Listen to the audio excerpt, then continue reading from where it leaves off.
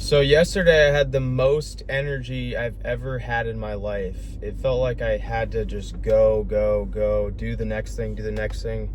Super productive. And I think the reason for that, because this was something I've never done in my life, was I stopped eating at 2 p.m. So my routine has been I'm a college student and I'd come home from school and then eat at around 11:30, 12 p.m. Sometimes 1 or 2 p.m. depending on if I train jiu-jitsu that day at noon, whatever. Anyhow, I eat lunch.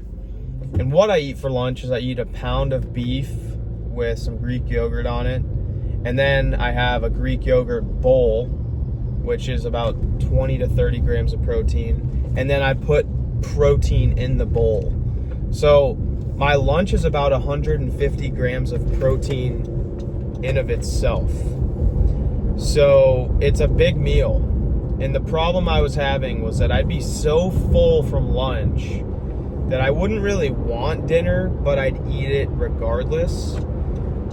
And I'm aware that eating too close to bedtime heavily affects your sleep. That guy, Brian Johnson, who says he's going to live forever, he's a billionaire. He does all these crazy health preservation protocols, whatever he calls it. It's called Blueprint. He does a bunch of crazy stuff, but he said the biggest thing that he did to, number one, lower his heart rate, his resting heart rate before bed, which is the greatest indicator of sleep, was to stop eating. He stops eating at 11 a.m. And for me, that's weird. Skipping breakfast is fine, but skipping dinner is kind of something you got to get away from socially, because dinner is such a ceremonial meal. Because my parents will eat dinner and I'll be like, yeah, sure, I want to sit down and chat with you guys. I'm going to have some dinner. So it's kind of hard to get away from that time slot, but I did. I went to bed. I always get up at 4:50, and we work out as a family all together. So I went to bed not super early. I think it was 9:15. Woke up, didn't feel particularly jazzed waking up. But then I went on a 3-mile run with my dad, and I had no intention of running fast, but it was funny because we were running on the sidewalk, and the sidewalk would get too narrow for us to run beside each other. And so on this run, I was like, I'm gonna go in front. And once I got in front, I started laughing. I was like, okay, this is gonna be one of those competitive runs. And every time my dad tried to catch up to me, I would speed up a little more. And I could tell he was getting aggravated. And then he goes, dude, if you keep speeding up, I'm just going to keep coming back. And I'm like, all right. And then we're flying. It turns out we were running a 6:11 mile. That was my peak pace. And I was like, wow, I feel phenomenal. I'm going to keep this up. It literally felt like I was flying, floating. My brain was completely disconnected from my body. My body was moving. My brain was elsewhere. It was quite meditative. And then my dad, a few minutes later, he said, I don't know what you're trying to do, but you're not going to keep this pace up for 3 miles. And I was like, oh, hell yeah. So from that point on, I did not look at my watch. I just ran. And I was like, I'm going to keep this pace up the entire time. And there was a bridge, so some incline. And I really, really broke free around the 1.5 mile mark. And I was like, wow, dude, I've never felt this. I had the runner's high. I had all the endorphins.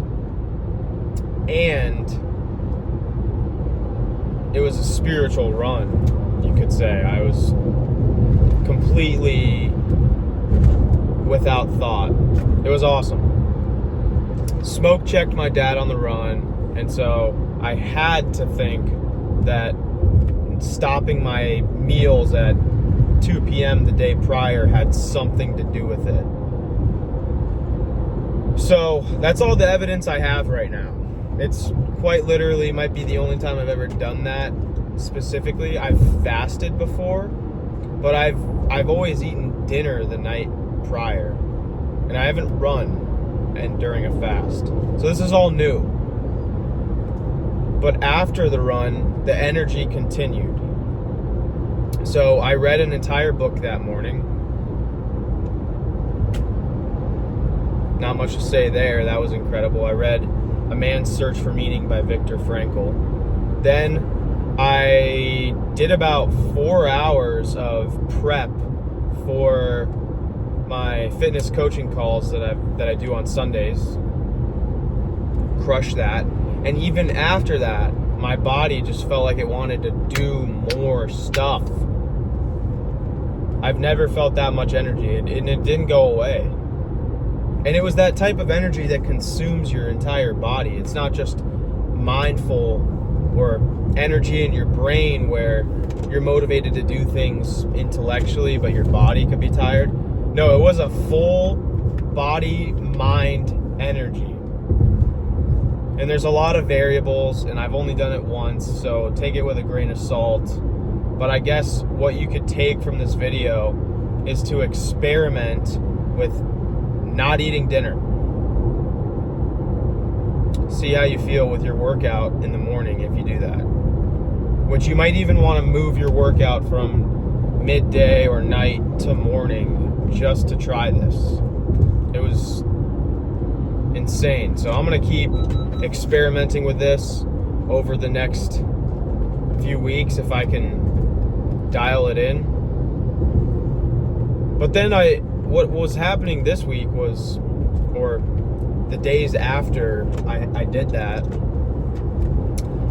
which I did that yesterday, so what am I talking about? Today, or yesterday, I was with my parents and they said, do we want to go get Mexican? And they said it was super good, so I gave in and I ate some Mexican food. Whatever. But it's moments like that that I think it'd be difficult to avoid dinner. But it is worth experimenting to see,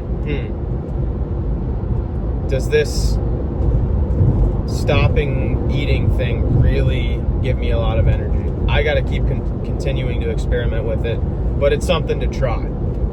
So I hope this is helpful. Subscribe if it was, and have an excellent rest of your Saturday.